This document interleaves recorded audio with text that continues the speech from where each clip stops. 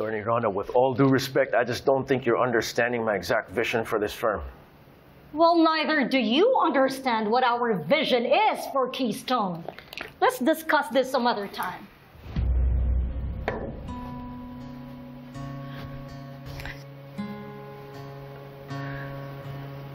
Babe. Babe, anong nangyari? Bakit nag-argue kayo ni Attorney Rona? Is there a problem?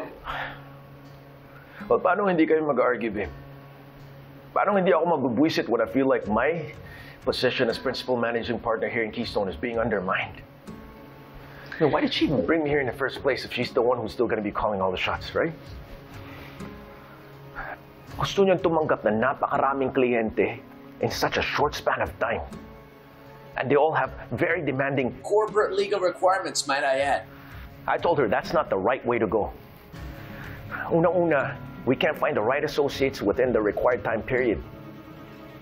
Her timelines are all really unrealistic, babe. I mean, besides, our specialty here in this firm is real estate, criminal, and family law. So I don't want to jeopardize our reputation by rushing these decisions. Kaso ano, wala, mapilit pa rin siya. What exactly did she say? She called me short-sighted. Parang pinapalabas niya na hindi ko alam ang market. But that's preposterous. Kaya ako tutol, kasi I can see the risks in making such drastic changes.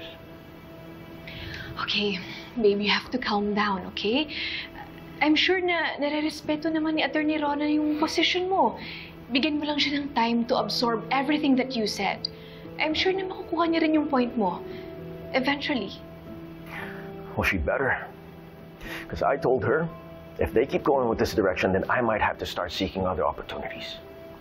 Kung hindi sila naniniwala sa vision ko para sa Keystone, then maybe I don't belong here anymore. Babe, are you seriously considering leaving Keystone? Well, babe, yes. Actually, I've been thinking about this for quite some time. Hindi na ako masaya dito eh. Eh, ikaw, masaya ka pa ba sa Keystone? And think about it. Nung nandito pa si Lilet, siya lagi yung binibigyan nila ng opportunities. Hindi nila nare-recognize yung galing mo dito. And what happened nung pumutok yung hit-and-run issue mo? Didn't they all start treating you differently? Na kahit nalinis mo na yung pangalan mo, they still treated you like a criminal instead of giving you your due respect as their colleague. To be honest, babe, ever since na ma-expose yung scandal, parang nag-iba na talaga yung working atmosphere dito sa Keystone. Right. I feel out of place. At alam ko na civil lang naman yung mga tao dito, pero pakiramdam ko I don't belong here. Pero kasi babe, kung aalis tayo, what's gonna happen to us? Paano naman yung career natin? Well, we can start our own firm. We'll be in full control, babe. No more Attorney Rona always second-guessing my decisions. No more co-workers always talking about you behind your back. Huh? Kaso, sa totoo lang, I don't have the capital needed right now to start that firm. Kung may pera lang ako, babe, matagal ko nang ginawa. Pero babe, malaki-laking halaga yata yung kakailanganin natin para i-pursue natin yung dream na yan. Yeah.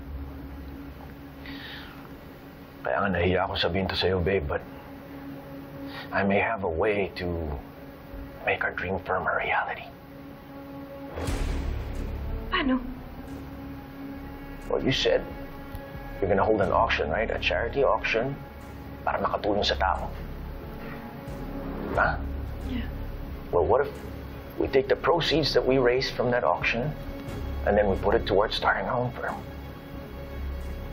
That way, we'll finally have our own practice and at the same time, makakatulong ka sa mga tao na happy, nangangailangan. Just like Lab was, na inumpisahan ng mati mo. Diba?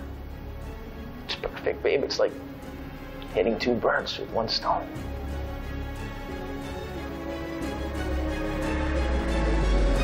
Akin ang lupang yun. Kaya gagawin ko kung anong gusto ko. Kaya kahit maglupasay kayo sa pagmamakaawa, hindi kayo makikinabang sa lupang yun. Ayan. Eh di lumabas na din ang totoo. Swapang ka. Makasarili ka. Kaya kahit ikaw yung pinakamatinong anak sa ating magkakapatid, hindi mo matanggap na hindi ikaw yung paborito ni nanay. Inggit na inggit ka sa akin noon. Dahil kahit pasaway ako, kahit nalulung ako sa sugal, tinanggap pa rin ako ni nanay. Minahal niya pa rin ako. Tumigil ka, ha? Tumigil ka! Dahil kahit ganito ako, hindi ako masamang tao katulad mo. Bawiin mo sinabi mo! Hindi ko babawiin dahil totoo yung sinasabi ko.